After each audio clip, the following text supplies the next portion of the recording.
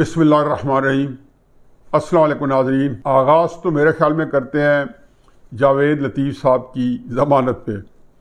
जैसे राना सनाउल्लाह साहब ड्रग्स में पकड़े गए थे, जावेद लतीफ़ साहब या कैप्टन सफदर साहब, ये गिरफ्तारियाँ कई मज़ाहिया पहलू रखती हैं। अब जावेद लतीफ़ साहब ने बात ऐसी की थी कि उन्होंने कहा जब मरीम नवाज़ साहिबा को जान से मारने की धमकी आई तो उन्होंने टीवी शो पे तमसीलन बात की कि हम आसिफ जरदारी की तरह पाकिस्तान खप्पे का नारा नहीं लगाएंगे। अच्छा, जरदारी साहब ने पाकिस्तान खप्पे का नारा सिंध की कौमी तहरीकों के हवाले से उस तनाजुर में किया। जावेद लतीफ़ साहब ज़ाहिर है उनका मतलब ये था कि हम आपको निपट लेंगे जो ये काम करेगा। बिल्कुल क्रिस्टल क्लियर। मेरा नहीं ख्याल कि इससे कम या ज़्यादा था, लेकिन बड़े जुर्रतमंद आदमी हैं, बड़े नैब के केस, एंटी करप्शन केस, मेरा ख्याल है इनके पीछे भी जैसे राना सनाउल्लाह साहब और शायद खाकान अब्बासी साहब या एहसन इकबाल साहब, जो मुस्लिम नून का बंदा बोलता है उसके पीछे पड़े हुए थे, इनके पीछे भी हाथ धो के पड़े हुए थे। जैसे वो जावेद हाशमी साहब के ऊपर इन्होंने कई तोपें खोली हुई हैं, हर तरह का मुकदमा बनाने, हर तरह की तकलीफ देने के लिए वो बिल्कुल कमर बस्ता है। तो जावेद लतीफ़ साहब मजाल है कि उन्होंने इनकी बात से मुतासर हुए। उनका ख्याल था गर्मी में महीना 2 महीने रखेंगे, रख लिया। मुझे हैरत होती है इनको इस बात का फ़ायदा क्या मिलता है। ये जो ठेकेदार है हुब्बुल वतनी का सर्टिफिकेट देने का, और जो हर बात की मेरी बात की इंटरप्रिटेशन करेंगे और बताएंगे कि ये हुब्बुल वतनी है या नहीं है, और उसका एक ख़ास इनकी लॉग बुक रखी हुई है जिसके अंदर इनकी अपनी तारीफ़ें हैं जो आइन से बालातर है, जो कौमी सलामती के अमूर के ऊपर और कौमी मफादात के ऊपर बनाई हुई है, जिसके ऊपर आगे पाकिस्तान में कब्जा कर लेते हैं हर 5-10वें साल आके।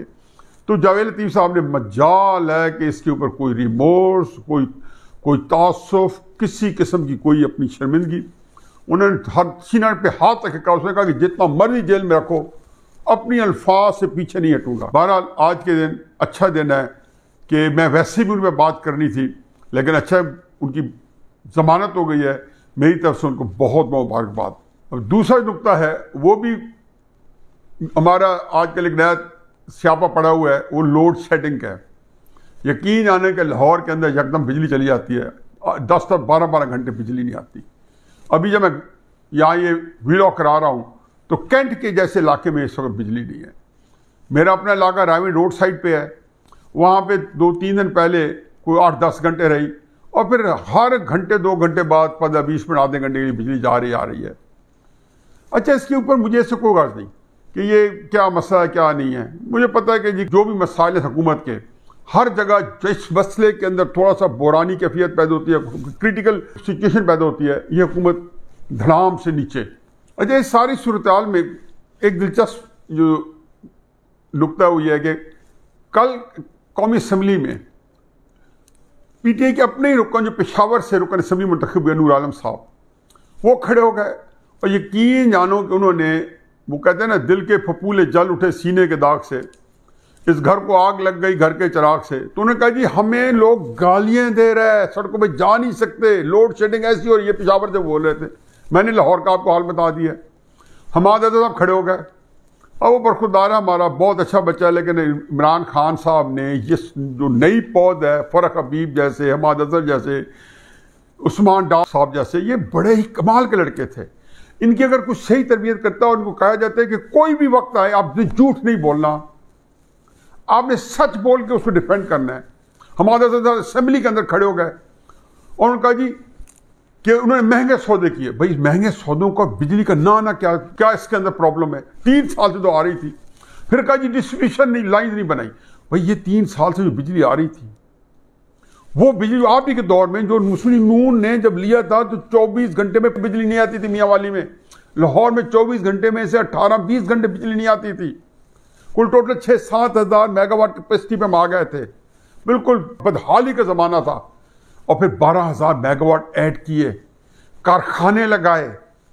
ये पाकिस्तान की तारीख में सिर्फ मोटरवेज नहीं बनाई, सिर्फ अस्पतालें नहीं बनाई, सिर्फ यूनिवर्सिटीज़ नहीं बनाई, जिनके ऊपर आप मुहद्दब व्यवस्था लेके, वो बाबा रहमते जो था सुप्रीम कोर्ट वाला, वो भी लेके फिरता रहा था कि किसी तरीके से इलेक्शन हवाया जाए और सियासत में भरपूर किरदार अदा किया जाए। आप भी लेके फिरते रहे। वो कहते हैं ना, ऐसी दलीलें लाते हैं कि बंदा कहता है कि यार दिमाग फटता है। और उनको गलत बयानी पे गलत बयानी, बात एक हो रही होती है, किसी तरफ ले जाते हैं, ये एनआरओ नहीं देंगे, फलां नहीं देंगे, वो मारो गोली। आपकी करप्शन के चर्चे 400। चुनाचे बिजली का जो एक नया फसाद आया है, इसको एक तरफ रखें, लेकिन आप अंदाजा लगाएं कि ये हुकूमत चलते हुए पाकिस्तान को कहां लेके आई है, और पिछले दौरों के ऊपर जो रोने धोने कर रहे हैं, लेकिन अमलन सूरत हाल ये है कि बिजली से हम फारिग बैठे हैं।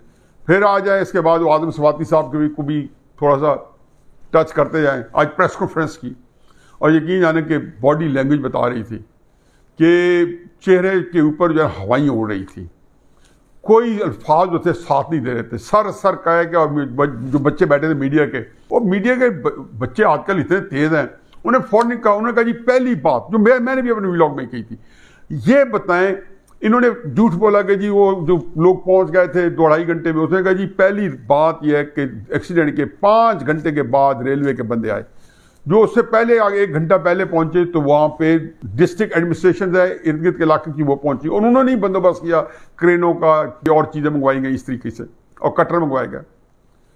चुनाचे आज जो किया फरमाया उसमें कहते हैं जी 60 बिलियन हम लगाएंगे।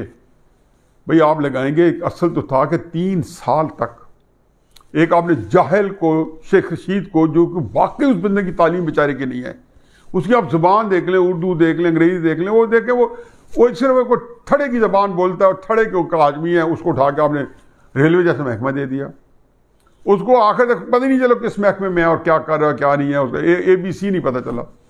अब ये आ गए जिनके ऊपर हमेशा से मुजरमाना इल्ज़ामात हैं, अमेरिका में रहे तो वहाँ के ऊपर इनके ऊपर बेपनाह इल्ज़ामात थे। इमरान खान साहब को बंदा ही वही से लगता है जो मुजरमाना माजी रखता हो।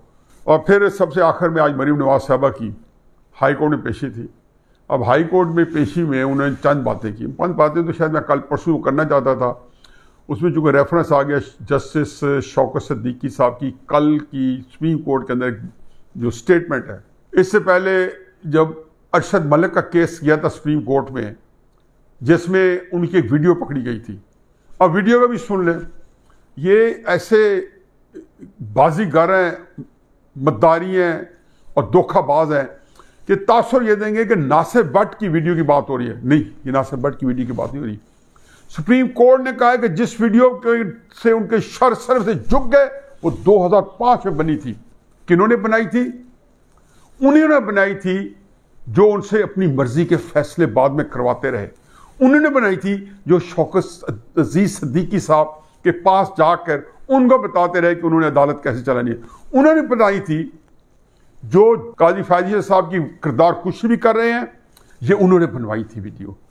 तो उस वीडियो के ऊपर सुप्रीम कोर्ट के चीफ जस्टिस, वो चीफ जस्टिस भी कोई ऐसे नहीं थे कि जिनके को बंदा फख्र से नाम ले सके, बल्कि उनके भी बहुत अपना नाम खराब ही करके गए। जस्टिस आसिफ सईद खोसा साहब जो चीफ जस्टिस थे, उन्हें कहा मेरा सर शर्म से झुकी है। किस वीडियो पे? जो 2005 में बनी थी, वैसी वीडियो जो इमरान खान साहब ने और आप लोगों ने, तहरीक इंसाफ वालों ने चेयरमैन नैब की बनाई, उसको दिखाई और साथ बता दिया गया चेयरमैन नैब को कि 5 वीडियो और भी हैं, और वो देखे साहिब किरदार जिनके ऊपर और भी कई इल्जामात हैं, वो सीना तान के ऐसे खड़े होते हैं कि कोई चेहरे पे साजिश, शर्मिंदगी, नदामत कि भाई मेरे बारे में क्या गुफ्तगू हो रही है पूरे पाकिस्तान के 400। इनको परवाह ही नहीं कि 22 करोड़ लोग जो है इनके बारे में क्या तस्वर करते हैं, नहीं करते, क्योंकि इनका मसला यह है कि किसी तरीके से इस निज़ाम के अंदर पता नहीं क्या कुछ हो रहा है। हर एक को पता है कि नैब के अंदर अंडर द टेबल कितनी डीलें हो रही हैं, लोग बड़े बड़े किस्से बता रहे हैं, ऊपर कितनी हो रही हैं। तो ये वीडियो के ऊपर मरियम साहबा ने बड़ी खूबसूरत बात की, और नवाज शरीफ साहब भी शायद मेरा ख्याल कल ट्वीट किया या कोई बात की है, और उन्होंने बताया कि ये सारा इस निज़ाम को एक्सपोज कर गया। और ये किसके बारे में? पनामा के बारे में। और पनामा के बारे में जज शौकत अजीज सिद्दीकी से पूछा गया केस आपके पास आए तो आप क्या करेंगे? कल उन्हें बताया सुप्रीम कोर्ट के सामने ये गवाही दी, आप क्या करेंगे? मैं मेरिट पे फैसला करूंगा।